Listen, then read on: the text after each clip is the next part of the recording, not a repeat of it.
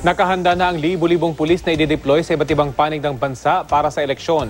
May pakiusap naman ang pamunuan ng PNP sa mga pulis tungkol sa pagpo-post sa social media.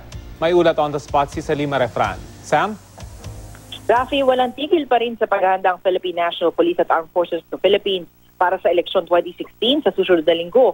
Kanina nga, Rafi, nag-accounting of personnel at humarap sa pamunuan ng PNP ang 3,217 na mga pulis na ilalabas mula sa National Headquarters.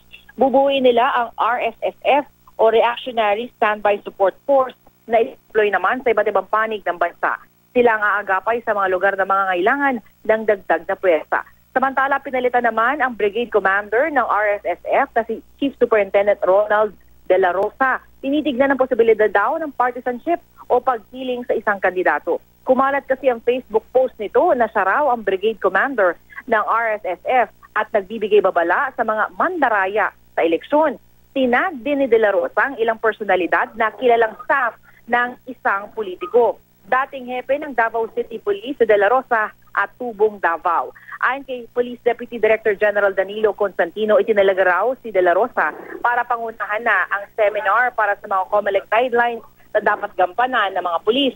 Pero sinabi din ni Constantino na iniimbestigahan na si De La Rosa para sa posibilidad ng administrative liability sa mga post niya sa social media. Kaya pakiusap ngayon ni Constantino sa mga pulis, huwag munang mag-post sa social media.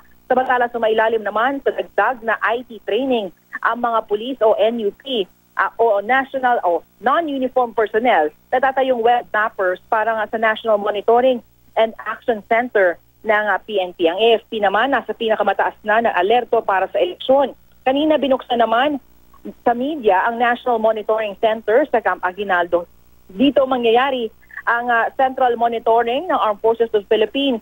Ayon kay Deputy Public Affairs Officer Captain Frank Saison, sa ngayon, isang request pa lamang daw ang natatanggap ng AFP mula sa COMELEC na tumulong sa distribution ng mga VCM. Ito ay parang nga sa Kalayaan Island. Ina-evaluate pa raw ito ng AFP. Yan ang latest mula nga dito sa Quezon City. Rafi? Maraming salamat, Salima Refran.